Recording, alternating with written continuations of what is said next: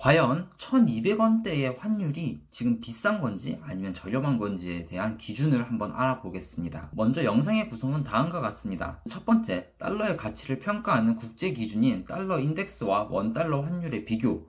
두 번째, 코스피 지수와 원달러 환율을 비교해보기. 그리고 마지막으로 세 번째, 달러를 구매할 때, 환대가를 할 때 주의해야 할 점은 무엇인지에 대해서 알아보도록 하겠습니다. 네, 첫 번째 달러 인덱스에 대해서 한번 알아보도록 하겠습니다. 달러 인덱스는 유로, 엔, 파운드, 캐나다 달러, 스웨덴 크로나, 스위스 프랑 등 경제 규모가 크거나 통화 가치가 안정적인 6개국 통화를 기준으로 산정한 미달러화 가치를 지수화한 것입니다. 각 통화의 비중은 그 국가의 경제 규모에 따라 결정이 됩니다. 국제 지표인 이 달러 인덱스는 왜 중요한 것일까요? 바로 달러 인덱스가 상승하면 미국 달러 가치가 상승하는 것을 의미하며 달러 인덱스가 하락하면 달러 가치가 내려간다는 것을 나타내는 지표이기 때문입니다. 올해 그 바이러스로 인해서 경제 위기설이 대두되었던 3월, 4월에 달러 인덱스는 최고점을 찍었습니다. 여기 보면 3월 19일 103.6, 그 전까지는 달러 인덱스가 90포인트에 머물렀는데 굉장히 상승한 수치죠. 그렇다면 왜 이렇게 달러 인덱스가 높아졌을까요? 바로 경제 불안으로 인해서 세계 곳곳에서 안전자산인 달러를 확보하려 했기 때문입니다. 비정상적으로 달러 수요가 이렇게 붙으면서 달러의 가격은 치솟게 되었고 그것이 달러 인덱스에 반영이 되었습니다. 당시 한국에서도 3월 19일에 달러 환율이 약 1,300원까지 올라갔었습니다. 하지만 각국의 연이은 완화 정책과 달러 스왑 그리고 제약사들의 백신 개발 소식 등 희소식으로 인해서 달러 인덱스가 다시 하락한 것을 볼 수 있습니다. 이 바이러스로 인해 세계 경제 위기설이 부각되기 이전인 작년 7월부터 12월에 달러 인덱스는 대략 95에서 98 사이였습니다. 달러 인덱스에 영향을 끼치는 요인이 다양하겠지만 일단 그 바이러스만 본다면 그 영향력은 많이 감소한 것 같네요. 그렇다면 달러 인덱스가 이렇게 이전과 같이 돌아왔으니까 달러를 바로 사야 할까요? 이 내용은 조금 이따가 3번에서 다시 알아보도록 하겠습니다. 네, 두 번째는 코스피와 달러의 비교입니다.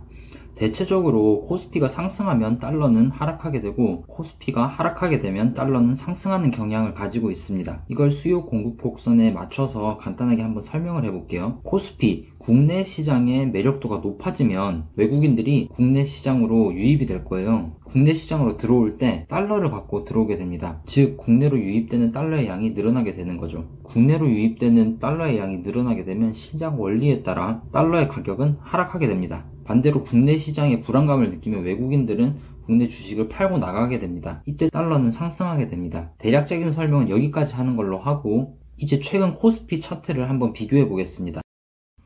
코스피 차트를 보시면 3월 19일에 최저점을 찍습니다. 그만큼 경제에 대한 위기의식이 엄청 컸다는 걸 알 수 있습니다. 코스피 차트를 보시면 1월, 2월만 해도 2200대를 유지하고 있었습니다.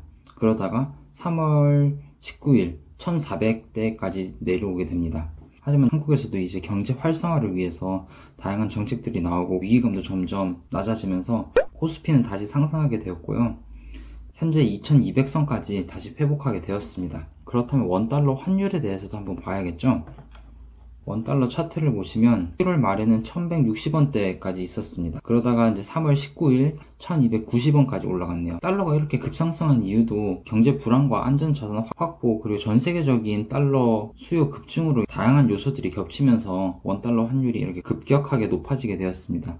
한 몇 달 동안은 3월, 4월, 6월까지는 1200원대를 유지하다가 이제 7월 와서는 1190원대로 이제 내려오게 되었습니다. 환율 차트와 주식 차트를 이렇게 반대로 뒤집어 보면 100% 일치하는 건 아니지만 그래도 중요 포인트들이 대부분 일치하고 그 경향성 또한 상승, 하락, 하락, 상승으로 반대되는 것을 볼 수 있습니다. 대부분 다 아시고 계셨겠지만 주식 하시는 분들은 달러도 한번 체크해 보시고 달러 하시는 분들도 코스피를 참고하시면 더 도움이 될 것 같습니다. 오늘의 마지막 주제, 과연 달러를 1200원에 사야 할까요? 언제 사면 좋을까요? 먼저 말씀드리자면 달러는 세계에서 가장 강력한 화폐입니다. 최근 영국에서 중국 위안화로 석유를 거래했다고는 하지만 그걸 제외한다면 오일을 거래할 수 있는 유일한 화폐는 지금까지 달러밖에 없었습니다. 세계 각국의 경제 위기가 찾아오면 가장 먼저 찾는 게 달러와 금일 만큼 안정성이 가장 높습니다. 달러는 강하고 그만큼 수요가 많다는 이야기입니다.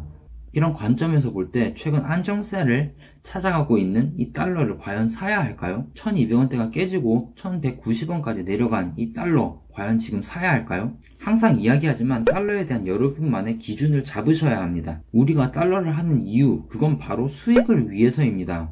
수익 그런 거 필요 없고 단순히 안전자산 확보만 하고 싶다면 달러가 오르든 내리든 그냥 아무 데나 사시면 됩니다. 우리는 수익을 바라보고 달러에 투자하고 환전을 합니다. 보다 저렴한 가격에 환전을 하고 싶어 하고 달러를 통해서 더 많은 수익을 내고 싶어 합니다. 당연한 이야기일 수도 있겠지만 우리는 달러를 저렴한 가격에 사서 비싸게 팔아야 합니다. 만약 달러를 1200원에 환전했다고 하면 언제부터 수익이 날 수 있을지 계산해 봐야 합니다. 저 같은 경우에는 달러를 1100원에 잡았습니다. 어떻게 보면 지금 상황에서는 1100원이 어처구니 없는 가격이라고 생각될지 모릅니다. 하지만 저는 달러를 1100원으로 잡아놨기 때문에 현재 1200원에서는 달러를 구입하지 않을 예정입니다. 그러다가 1100원으로 오게 된다면 그때 달러를 살 예정입니다. 여러분도 여러분만의 달러 환율 기준을 정하시고 매수한 시점 대비 얼마만큼의 환율이 올라갔을 때 환차익을 실현시킬 수 있는지 확인해 보시고 환전하시는 걸 추천드립니다.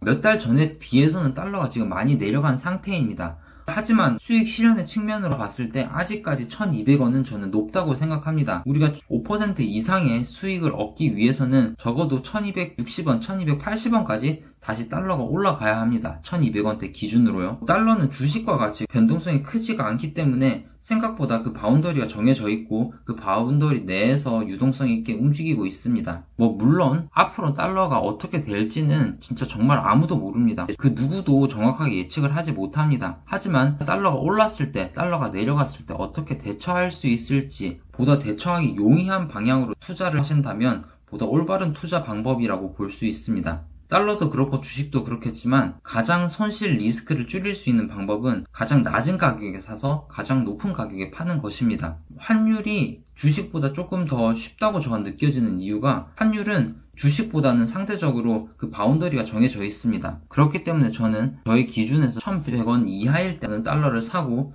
1200원 이상일 때 매도를 하고 있습니다. 이렇게 자신만의 환율 기준을 정해 놓으시고 수익률 5%가 되는 환율이 언제인지 한번 계산하셔가지고 매수를 하신다면 보다 더 스마트한 투자가 될 것입니다.